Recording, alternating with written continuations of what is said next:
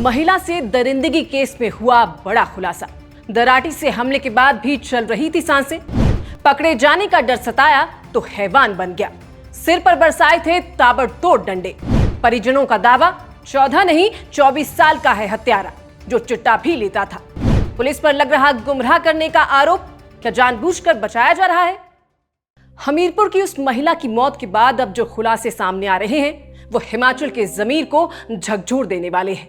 जिस घटना ने पूरे प्रदेश को सदमे में डाल दिया था, अब उसी घटना के पीछे की सच्चाई और भी ज्यादा भयावह रूप लेकर सामने आई है। एक नाबालिग के हाथों हुई वो हत्या जिसने एक मां से उसका जीवन छीन लिया, अब सवालों की जंग बन चुकी है। दरअसल पुलिस जांच में सामने आया है कि जब आरोपी ने महिला पर दराटी से हमला किया तब भी वो जिंदा थी, उसकी सांसें चल रही थी। लेकिन जब लड़के को यह एहसास हुआ कि वो पकड़ा जा सकता है तो उसने दरिंदे की तरह बांस के डंडे से उसके सिर पर ताबड़तोड़ वार कर दिए। यानी वारदात सिर्फ विकार का नतीजा नहीं थी, बल्कि सचेत हत्या थी, सोची समझी और छिपाने की कोशिश के साथ की गई। और अब इस वारदात ने एक बड़ा सवाल खड़ा कर दिया है। क्या यह सच में 14 साल के बच्चे का काम था, या फिर एक बालिग दरिंदे को बचाने के लिए नाबालिग का जाल बुना जा रहा है? गांव वालों का दावा है कि आरोपी की उम्र पुलिस ने जानबूझकर छिपाई है। परिजनों ने कहा कि आरोपी के आधार कार्ड में साल 2000 लिखा है, यानी उसकी उम्र 24 साल के करीब है। लेकिन पुलिस ने बिना हड्डी परीक्षण, बिना किसी स्पष्ट मेडिकल रिपोर्ट के उसे किशोर घोषित कर दिया और सीधा ऑब्जर्वेशन होम भेज दिया गया। क्या यही इंसाफ है? क्या एक महिला की हत्या के बाद भी हमारी जांच एजेंसियां बचाने की कोशिश में जुटी हैं? गांव के लोग सड़कों पर उतर आए। उन्होंने रंजना का शव नेशनल हाईवे पर रखकर चक्का जाम किया। सैकड़ों ग्रामीण सड़क पर बैठ गए, फांसी दो के नारे लगाए। लोगों ने कहा अगर आरोपी को सजा नहीं मिली तो यह शरीर यहीं रहेगा। उनकी आवाज सिर्फ गुस्से की नहीं थी, वो निराशा की थी, क्योंकि अब यह मामला सिर्फ एक हत्या का नहीं रहा। यह उस भरोसे की हत्या है जो जनता अपने सिस्टम पर करती है।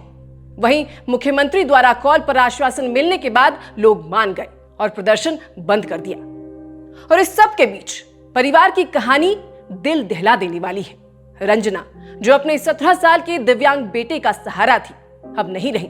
घर में अब बस एक हारा हुआ पिता है और एक ऐसा बेटा जो बार बार सिर्फ एक ही सवाल पूछ रहा है, मां कब आएंगी? और इस सवाल का जवाब किसी के पास नहीं है। लेकिन इस सब के बीच एक और भयावह बात सामने आई है। पुलिस जांच में पता चला है कि आरोपी ने वारदात से पहले अपने मोबाइल से कई गलत ऐप्स और अश्लील वेबसाइट्स देखी थी। वो उनसे प्रेरित होकर इस वारदात को अंजाम देने निकला था।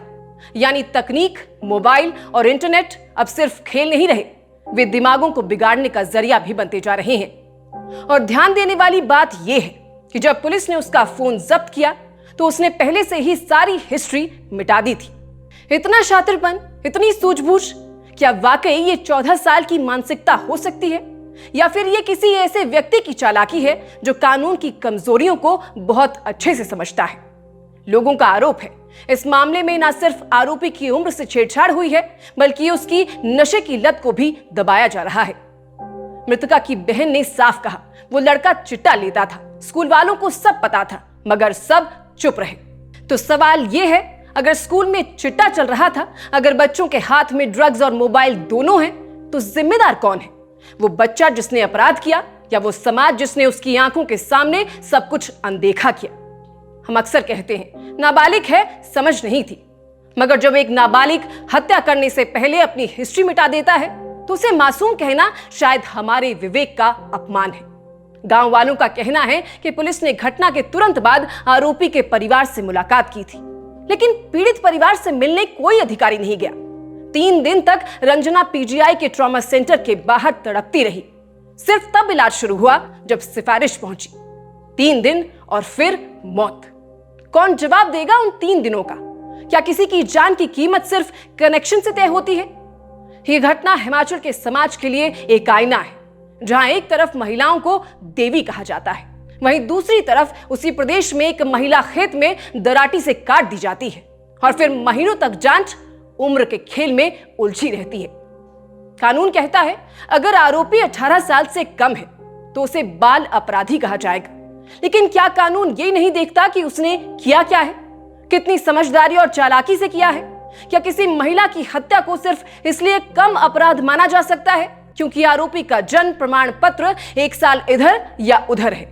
और सच यही है भाई, इस घटना ने अब गांव, पुलिस और सरकार तीनों को बेनकाब कर दिया है।